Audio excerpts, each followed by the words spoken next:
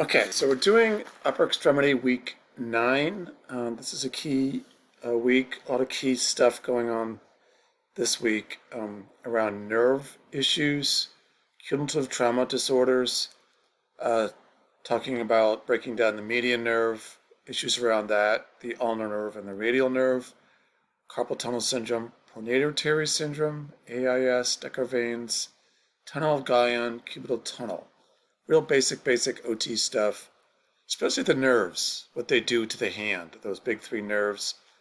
Really need to know those really well.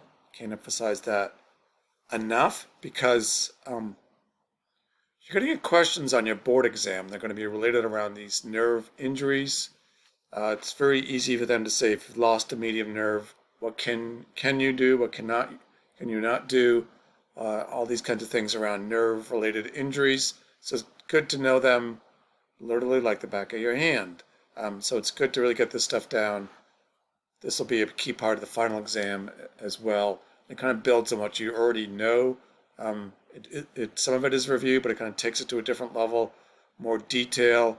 There's just layers of this. This is just, again, a general layer that you need to know for this class. Okay, so let's kind of move on here. Here's your learning objective questions.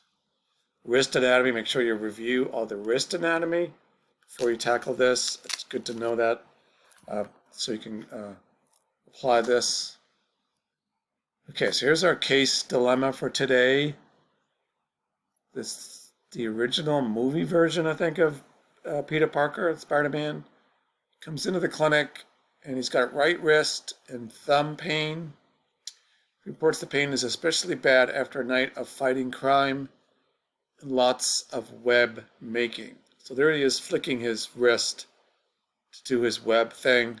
Think about that motion as he flicks and shoots that, what is it that he shoots out? Silk or whatever to make his little webs as he flies around the city and all that. In addition, he said he's been doing a lot of freelance writing. Remember, he's a reporter. So he's been doing a lot of typing and texting. So he's doing a lot of that as well. So what's going on with his wrist and thumb? How can we help him? How many more Spider-Man sequels can they possibly make? I don't know. It seems endless. All right. So nerve pathways. Here we have the brachial plexus. We've talked about that. You're very familiar with that. Coming down through the shoulder. We talked about that with TOS especially. Comes down through that tight space, through the scalenes, underneath that clavicle, first rib, underneath the pec minor. That's why the pectoralis minor is so key, because that plexus goes right through it, tight space, bad posture, tight pec minor, can lead to all these nerve stuff that can go right down to your hand, can be mimicking carpal tunnel and other things. And just to kind of refresh you, as these nerves come down the hand, the ulnar nerve, it's your kind of your funny bone thing coming down through your pinky, radial nerve, median nerve, thumb side, down into the middle of the hand, and then the radial nerve is on the back side, dorsal side of the hand for all the extensors. Here's a better picture of the nerve myotomes.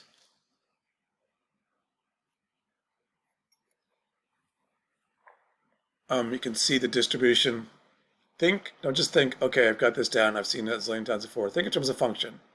What can the person, can they do and can they not do with each one of these nerves that are intact? They have the median nerve, this gold, very functional part of the hand, grasping, flexing, picking things up. Without it, big loss functionally. Okay, so let's look at the median nerve more in depth. There it is coming down through the hand. Some key spots, potential pinching as it comes down. We know about the scalenes, we know about the pec minor and the clavicle, but also as it comes down through the elbow, as we'll see in a second, this pronator teres syndrome. There's a tight space through there.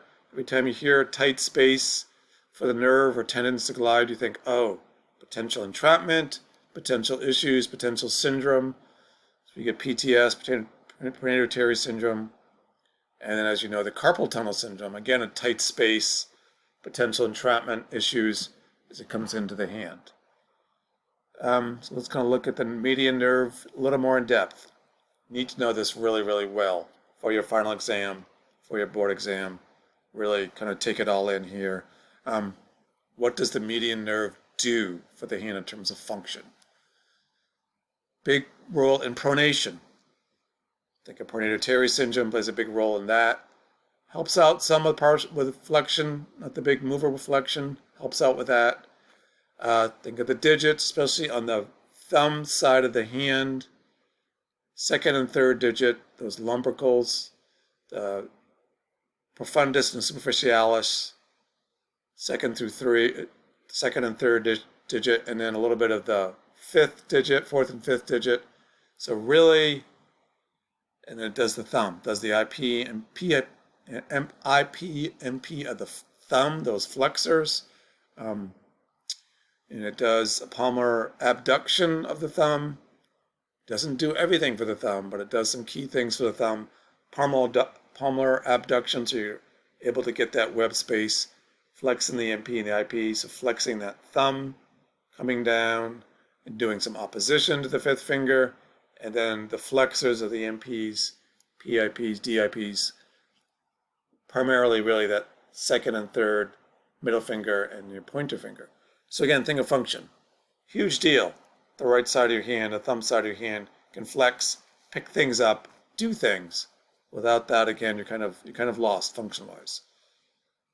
It's a classic kind of board exam question.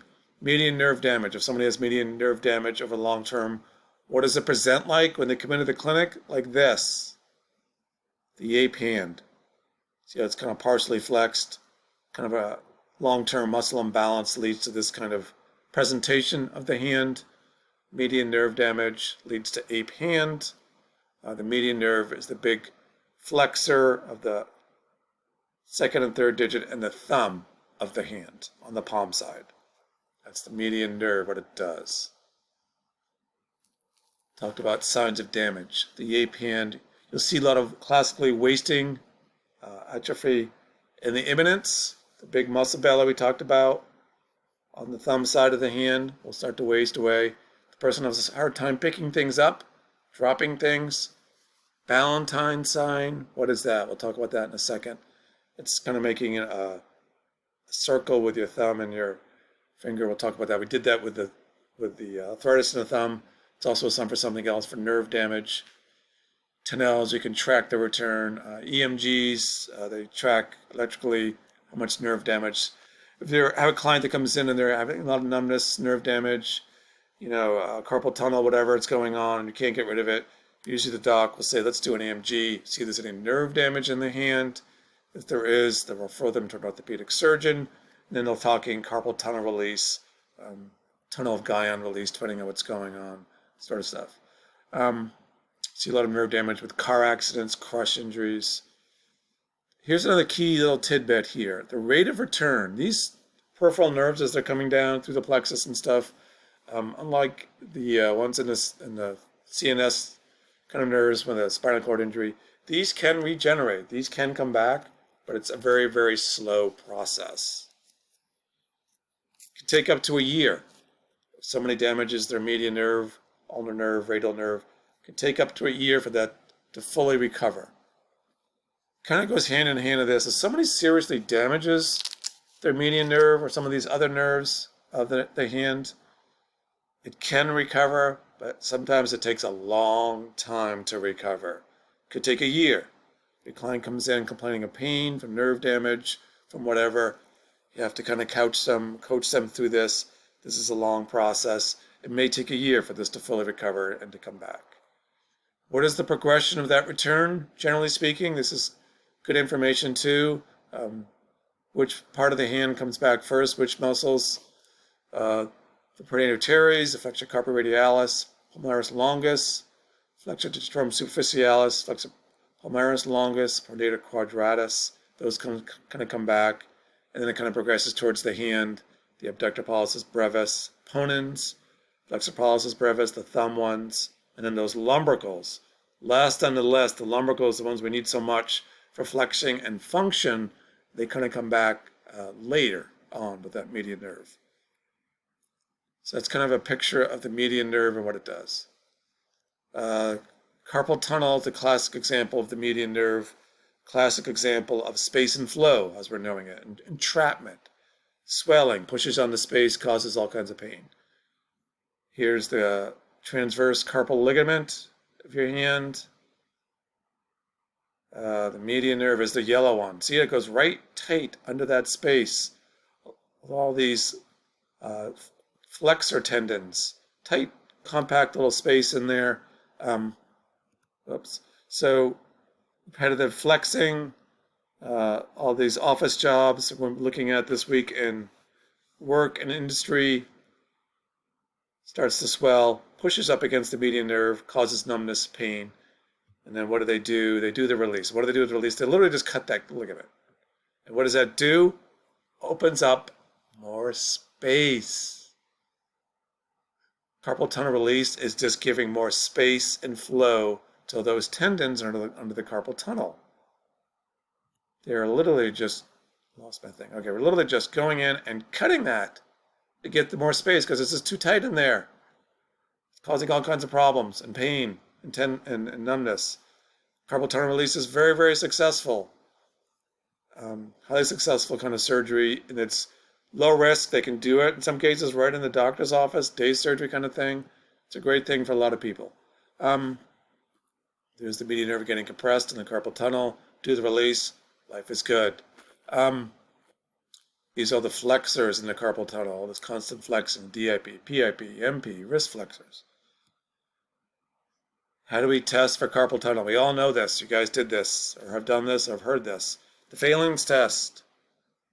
Do the Fehling's for a minute or so. It'll provoke the symptoms, make it numb, make it hurt. You've got potentially carpal tunnel. You need to get an EMG to get that confirmed. You may need a carpal tunnel release from a surgeon. Tinel's, you think you've done that too. The tapping. Make sure you're kind of aggressive in your tap, not too light and floaty. A decent kind of tap, see if it provokes. How do we set it up? Do we treat it in the office kind of thing where it classically happens? We'll talk about this in work. The 90-90 rule, you know about that, right? 90 degrees here, 90 degrees here, the hips, the elbow. This is called working in the power zone, working in neutral. This is what we want our clients to do to prevent carpal tunnel and all these other things. Okay, but there's more with the median nerve, not just carpal tunnel. There's also something called pronator teres syndrome. Also the median nerve, kind of like RTS and tennis elbow. They kind of blur together and sometimes and commonly are seen together. Let's follow that median nerve coming down through the elbow, through that Struthers ligament underneath. Oh, check this out. The median nerve is going through the pronator teres. Looks pretty tight in there, doesn't it? See that median nerve going through the muscle there? Tight space. Ding, ding, ding, ding, ding. Tight space. Potential entrapment. Potential problem. There's the X. Gets inflamed, a lot of pronating, supinating. Numbness starts to go down the hand, following that median nerve pathway. You know, and then sometimes they get carpal tunnel too, and kind of the inflammation just kind of spreads. So their whole forearm and hand is numb, achy, sore. They're not happy campers when they come to you, so they may have pronator teres along with carpal tunnel. There's a test for pronator teres, P-test. I'll get into that when I get into the treatment box. That's upcoming. So it's something to look forward to. It's an exciting thing that's coming up, the treatment box, after we do this. All right, so AIS, anterior interossea syndrome. I think you've heard this in the past.